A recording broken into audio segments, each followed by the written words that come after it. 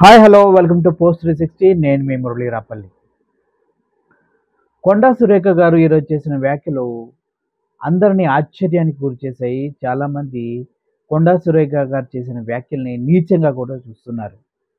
రాజకీయంగా మీకు కేటీఆర్కి మీకు ఏమైనా పర్సనల్గా ఉంటే మీరు చూసుకోవాలి, కానీ సినిమా ఇండస్ట్రీ వాళ్ళ పర్సనల్ లైఫ్లో వెళ్ళవలసిన అవసరం మీకేంటి? పక్కనోడి జీవితాల్లో వేలు పెట్టి చండాలం చేయటం మీకెందుకు? మీరేమైనా దగ్గర నుంచి చూసారా? మీ దగ్గర ఏమైనా ఆధారాలు ఉన్నాయా? మీ దగ్గర ఏ ఆధారాలు ఉన్నాయని సమంత పర్సనల్ లైఫ్‌ని మీరు టచ్ చేశారు. నాగ చైతన్యని, నాగార్జునని ఈ పొలిటికల్ ఇష్యూస్‌లోకి లాగారు అని చాలామంది ప్రశ్నిస్తున్న విషయం తెలిసిందే. కానీ తెలంగాణ ఆడబడుచు కొండా సురేఖ గారు చేసినటువంటి ఈ అవాస్తవమైనటువంటి చండాలమైన వ్యాఖ్యల్ని మీ ముందు నేను చెప్పలేకపోతున్నాను. అన్ని ఛానల్స్‌లో అవి టెలికాస్ట్ అవుతున్నాయి కాబట్టి మీకు గుర్తొస్తూనే ఉంటాయి. నాగార్జున గారి పైన కూడా చాలా నీచమైన అబండాలు వేయటం జరిగింది కొండా సురేఖ. కన్వెన్షన్ కాపాడుకోవడానికి ఎంతకి దిగజారాడో నాగార్జున అనే విధంగా కొండా సురేఖ గారి వ్యాఖ్యలున్నాయి. దీనికి ఆధారాలేంటి? దేన్ని చూసుకొని కొండా సురేఖ మాట్లాడుతుంది? దీనికి ఘాటుగా స్పందించారు అక్కినేని నాగార్జున గారు. అక్కినేని నాగార్జున గారు ఏమని స్పందించారంటే, గౌరవనీయులైన మంత్రివర్యులు కొండా సురేఖ గారి వ్యాఖ్యలు తీవ్రంగా ఖండిస్తున్నాను. రాజకీయాలకు దూరంగా ఉండే సినీ ప్రముఖుల జీవితాలని మీ ప్రత్యర్థుల్ని విమర్శించడానికి వాడుకోకండి. దయచేసి సాటి మనుషుల వ్యక్తిగత విషయాల్ని గౌరవించండి. బాధ్యత కలిగిన పదవిలో ఉన్న మహిళగా మీరు చేసిన వ్యాఖ్యలు మా కుటుంబం పట్ల మీరు చేసిన ఆరోపణలు పూర్తిగా అసందర్భం, అబద్ధం. తక్షణమే మీ వ్యాఖ్యలను మీరు వెనక్కి తీసుకోవాల్సిందిగా కోరుకుంటున్నాము. ఎంత పొలైట్‌గా పెట్టారండి నాగార్జున గారి మెసేజ్. అసలు కొండా సురేఖ గారికి ఉన్నట్టుండి ఇటువంటి మాటలు మాట్లాడాలని ఎందుకు అనిపించిందంటే, బీఆర్ఎస్ పార్టీ సోషల్ మీడియాలో కొండా సురేఖ గురించి చాలా ఘోరంగా ట్రోల్స్ చేస్తున్నారు. కాబట్టి కేటీఆర్‌కి బుద్ధి చెప్పాలి. నా జోలికొస్తే నీ బతుకుని రోడ్డు మీదకి ఈడుస్తా. నువ్వు గతంలో చేసిన తప్పులన్నిటిని ఎత్తి చూపిస్తా. నేను ఒక పదవిలో ఉన్నాను కాబట్టి ఏది మాట్లాడినా చెల్లుతుంది బేటా అని వార్నింగ్ ఇవ్వటానికి కొండా సురేఖ ఇటువంటి వ్యాఖ్యలు చేసిందని మనం అనుకోవచ్చు. కానీ దీన్ని మనం క్లియర్‌గా అబ్జర్వ్ చేసినట్లయితే ఇందుట్లో కేటీఆర్ పైన కొండా సురేఖ గారికి ఉన్న పర్సనల్ గ్రడ్జి, కోపము, అతని పట్ల ఉన్న ద్వేషము, వారిద్దరికి ఉన్న పర్సనల్ రైవల్రీ ఇప్పుడు నాగార్జున ఫ్యామిలీకి తగిలించి బ్లాక్‌మెయిల్ చేస్తూ ఉన్నట్టుగా తెలుస్తూ ఉంది. జూనియర్ ఎన్టీఆర్ గారు కూడా ఈ విషయం పైన ఘాటుగా స్పందించారు. కొండా సురేఖకి గట్టిగానే జూనియర్ ఎన్టీఆర్ స్టైల్‌లో వార్నింగ్ ఇచ్చినట్టుగానే తను ట్విట్టర్ వేదికగా తన అభిప్రాయాన్ని కొండా సురేఖ గారికి చేరే విధంగా ట్వీట్ చేశారు. అది కూడా ఒకసారి మనం చదువుదాం. ఎన్టీఆర్ గారు పెట్టినటువంటి ట్వీట్ ఇది. సమంత నాగార్జున ఫ్యామిలీకి సపోర్ట్ చేస్తూ కొండా సురేఖ గారిని గట్టిగా మందలిస్తూ చేసినటువంటి ట్వీట్ ఇది. కొండా సురేఖ గారు వ్యక్తిగత జీవితాలను రాజకీయాల్లోకి లాగడం కొత్తగా చేస్తున్నటువంటి ట్రిక్కా? పబ్లిక్ ఫిగర్‌గా ప్రత్యేకించి మీలాంటి బాధ్యతాయుతులైన స్థానంలో ఉన్న వారు తప్పనిసరిగా గౌరవాన్ని మరియు గోప్యతను గౌరవించాలి. వ్యక్తిగత గౌరవాన్ని, గోప్యతను మీలా మంచి పదవిలో ఉన్నవాళ్ళు గౌరవించాలి.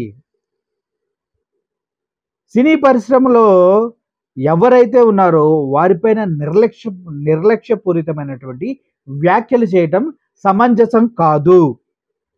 మీరు ఇతరుల జీవితాల్లో ఎందుకు వేలు పెడుతూ ఉన్నారు? ఇలా చేస్తే నిరాధారంగా ఎటువంటి ఎవిడెన్స్ లేకుండా మీరు గనక ఇలా మాట్లాడితే మేము సహించం, క్షమించం. మేము అంచెలంచెలుగా వెదుగుతున్నాము. సమాజం పట్ల మాకంటూ ఒక బాధ్యత ఉంటుంది. దాన్ని మేము తూచా తప్పకుండా పాటిస్తాం. అంతేగాని ఎవరి జీవితాల్లో మేము తొంగి చూడం. ప్రజాస్వామ్య దేశంలో మన సమాజం ఇటువంటి నిర్లక్ష్య ప్రవర్తనని యాక్సెప్ట్ చెయ్యం. అంటే ఇది అంతా ఇంగ్లీష్లో పెట్టారు, బట్ మీకు తెలుగులో అర్థం కావాలని నేను తెలుగులో రాసుకొని చెప్తూ ఉన్నాను. మా జీవితాల్లోకి మీరు తొంగి చూసి ఇటువంటి పిచ్చి పిచ్చి రాద్ధాంతాలు చేయకంటూ జూనియర్ ఎన్టీఆర్ గారు కూడా గట్టిగానే వార్నింగ్ ఇచ్చారు. అసలు కొండా సురేఖ గారికి ఉన్నటువంటి పిచ్చి ఎందుకు ఎక్కింది? అసలే కాంగ్రెస్ గవర్నమెంట్ అందరి ఇళ్లను కూల్చేసుకుంటూ హైడ్రా అనే పేరుతోటి బ్యాడ్ నేమ్ మూట కట్టుకుంటుంది. ఇప్పుడు కొండా సురేఖ గారు చేసిన వ్యాఖ్యలు రాజకీయ వర్గాల్లో భయంకరమైన దుమారం రేపాయి. అదేవిధంగా సినీ ఇండస్ట్రీలో కూడా చాలా చాలా ఒక రకమైనటువంటి భయంకరమైన సిచ్యువేషన్ క్రియేట్ అయింది. ఎందుకంటే గతంలో డ్రగ్స్ కేసులో చాలామంది హీరోల్ని, హీరోయిన్స్ని టీఆర్ఎస్ గవర్నమెంట్లో ఉన్నప్పుడు పరుగులెట్టించి 10-20 రోజులు హడావుడి చేసి పూరి జగన్నాథ్తో పాటు రకుల్ ప్రీత్ సింగ్, వార్నాట్ ఎవరైతే ఉన్నారో వాళ్ళందరినీ పోలీస్ స్టేషన్ల చుట్టూ తిప్పి విచారణ అనేసి అనేక విధాలుగా టార్చర్ చేసిన ఘనత టీఆర్ఎస్ గవర్నమెంట్ది. అయితే ఎంతమందినైతే వీరు విచారణకు పిలిచి వాళ్ళపైన డ్రగ్స్ కేసు పెట్టారో వాళ్ళందరికీ క్లీన్ చీట్ ఇచ్చి పంపించడం యొక్క ఆంతర్యం ఇప్పటివరకు ఎవరికీ అర్థం కాలేదు. రీజన్ ఏంటి?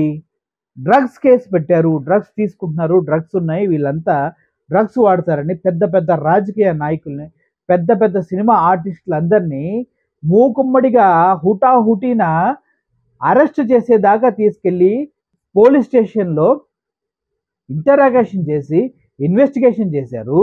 చివరికి వాళ్ళపైన క్లీన్ చీట్ ఇచ్చి వదిలేశారు. దీని వెనక కేటీఆర్ యొక్క హస్తం ఉంది.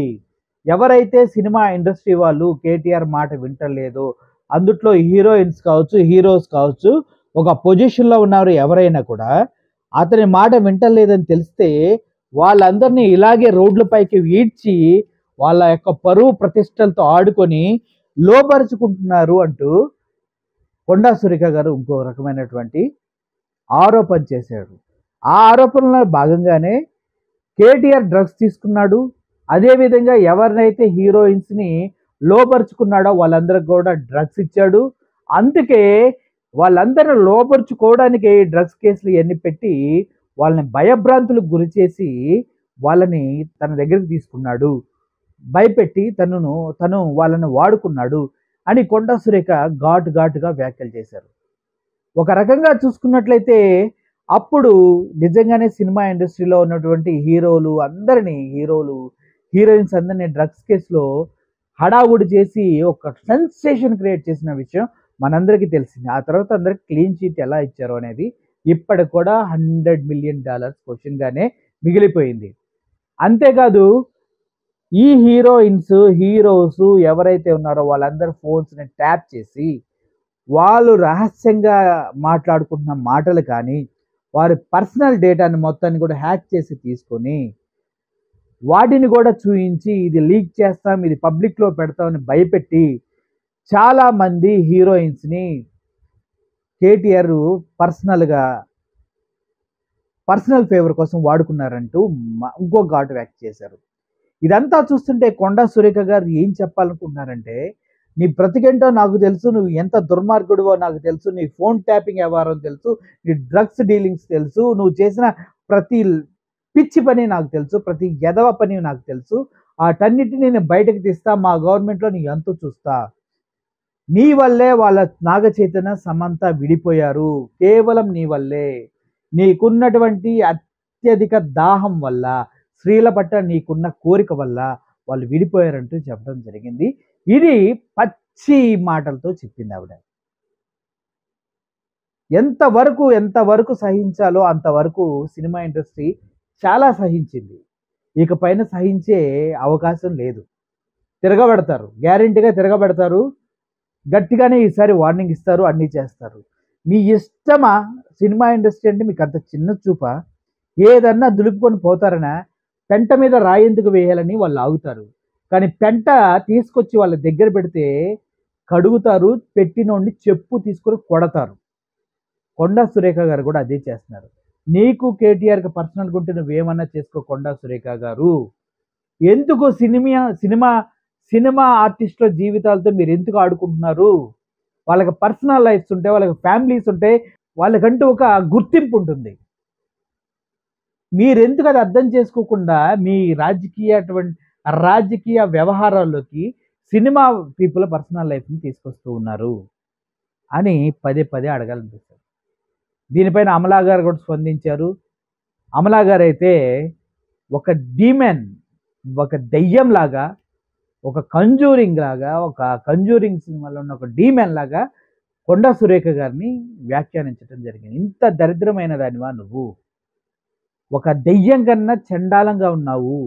నీ వ్యాఖ్యలు మా ఆయన్ని, మా అందరిని బాధపెడుతున్నాయి.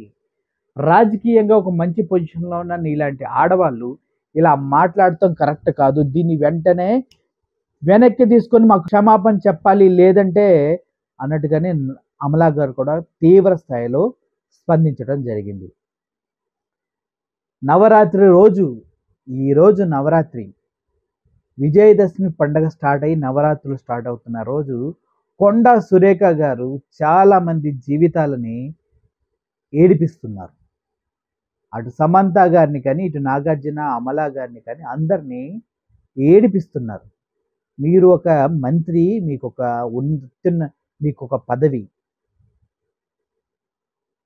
మీలాంటి వాళ్ళు ఇంట్లో భర్త చెప్పింది వినుకుంటూ కూర్చుంటేనే బాగుంటుందేమో అని ఇటువంటి వ్యాఖ్యలు చేసినప్పుడే అనిపిస్తది. అసలే రంగుల ప్రపంచం.